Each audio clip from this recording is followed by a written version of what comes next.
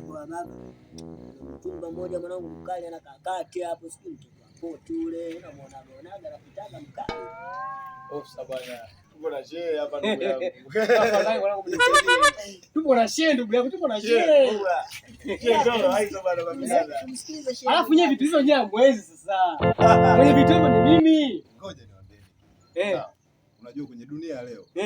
Wanawake ni mapambo yetu, ni maua. Ni kweli. Sijui umeelewa. Lakini sasa nyinyi vijana wa sasa hivi sijajua yani kwamba yani mnajiwekaje. Ila tatizo shehe hujamuona wa mtoto. Rais pale ukimuona wa mtoto ni ukimuona.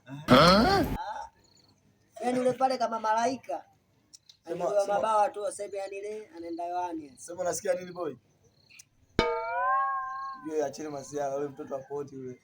Kuja kutoa mtu vikombe hapo utamuokota pale njiani pale. Sasa nisikilize, ukisema mtoto wa poti, wewe mwanangu utaogopa chumba ngapi katika maisha yako? Yaani mimi siongei sana. Ila hapa ngoja. Bwana ile mali bwana anaofukuzia. Ndio kwake. Anaopata ndio kwake. Sio aseme sijui mimi. Anaokimbiza ile mali anaoipata ndio kwake mwenyewe. Anaanza kujitetea. Sio mazuri jamani. Ndio samani bana, simama hapo.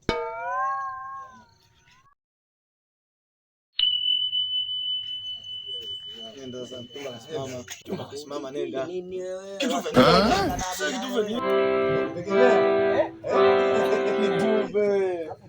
Unataka kula kikombe.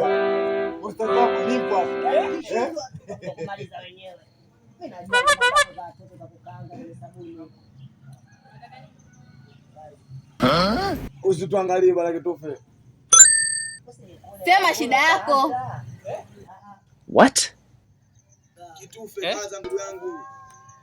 Unatuangusha bagari kizabu. Unanuka jasho mkaka umetoka wapi?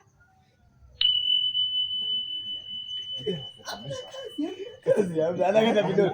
Wewe unakata vidole unatongozwa hapo. Unakata vidole kitufe unatongozwa. Nini babu yatuangusha, muangalia nani sura yako ya huruma. Kachoka. Angalie. Nini sasa mchumba anaondoka.